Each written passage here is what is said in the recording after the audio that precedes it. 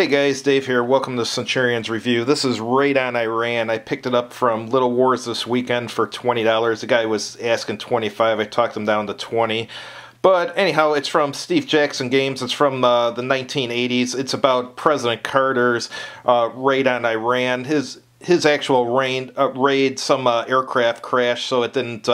They didn't get to actually attempt to rescue the hostages, but I think in this game that doesn't occur and you're actually able to try and do a raid to rescue the hostages. So let's take a look inside.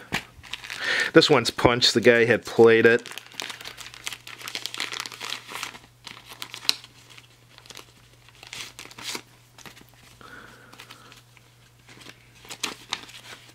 So it looks like this is in one-page bulge format where it was all one piece of paper and you have to cut out the map and stuff.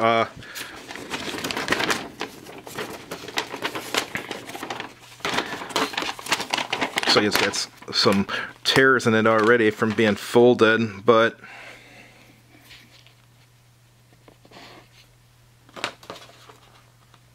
starts with an introduction, goes over the components, and then talks about the unit counters and setup, starting with Iranian setup and then US setup.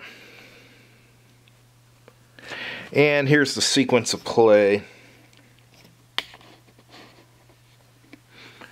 American turn, make any breaches in outer wall, attempt negotiations if any, make all ranged attacks, land helicopters, move unit except those that made ranged attacks, and resolve all close attacks created by movement. And for the Iranian turn, bring in reinforcements if any, make all ranged attack, move units except for those that made ranged attacks, attempt die rolls to alert sleeping units. Oh, so there's an alerting mechanic. That reminds me of that metagaming game that I had reviewed. That one from Metagaming, I believe, was called The Lords of the Underearth. So, let's see here. After attempting to alert sleeping units, then you go to resolve close attacks created by movement.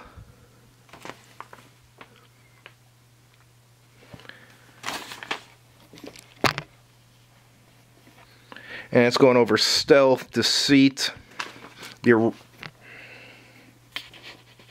Iranian alerting and movement. Then I guess there's double moves. And it's going over ranged combat. Let's see what's on the other side.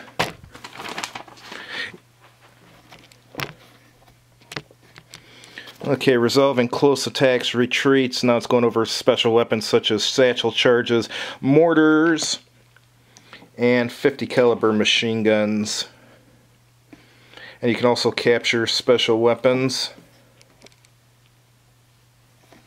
Then it's going over quiet attacks, American casualties, hostages, and negotiation and Iranian reinforcements. Then it's got a special section on US helicopters and evacuation.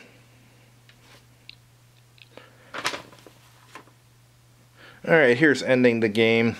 The game ends when all US units have been killed, captured, or left the map. At that time, both players determine victory points. The player with the higher number of points is the winner. The degree of spread determines the magnitude of the victory. And for American victory points, you get +10 for each hostage rescued, -2 for each hostage killed, -2 for each commando or crewman killed, -10 for each commando or crewman captured, and wounded soldiers and crewmen do not affect victory, and Iranians get +10 for each hostage held at the end of the game, including new hostages, +2 for each American commando or crewman killed. Alright, interesting. And here's the tables around this section here, and I guess they're meant to be cut out. So this is a really low budget game, everything being printed on one page. So you get a close attack table, Iranian reinforcements, and over here ranged combat. Let's take a look at the map.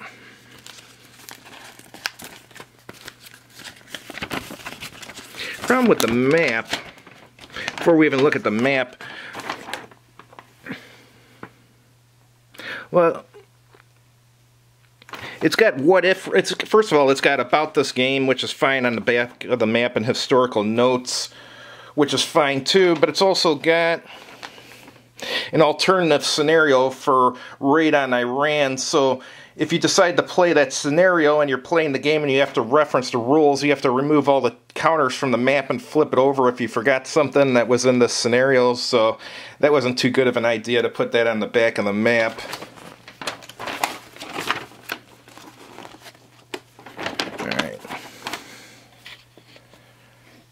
Pretty simple map.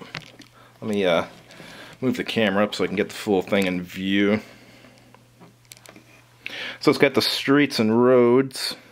There's the gate, football fields, lawn. I guess lawn. All the lawns have helicopter symbols, which I assume that means a helicopter landing zone. And the buildings have a space just for the building, another space for the roof. Library. There's some woods down here. I didn't know there was woods around that building. Alright, there's the ambassador's residence.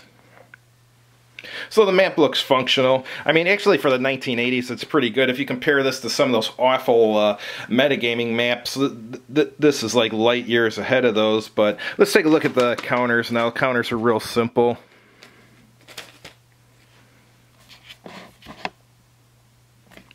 Yeah, they just a picture of a dude with a number on. I assume the number's either the movement or the combat strength, I would guess. And then there's some for breaching and stuff. But anyhow, one day I will try this and I'll let everyone know how it is. I believe Steve Jackson just did a Kickstarter where they're re-releasing this game and a bunch of their other micro games from the 1980s. It looks like it was successfully funded, so if you don't have a copy of this, you may be actually able to buy it in the stores soon. So anyhow, thanks for watching. I hope you liked the video, and if you did, please click like on it. And if you haven't done so already, please subscribe to this channel. And as always, have a good evening.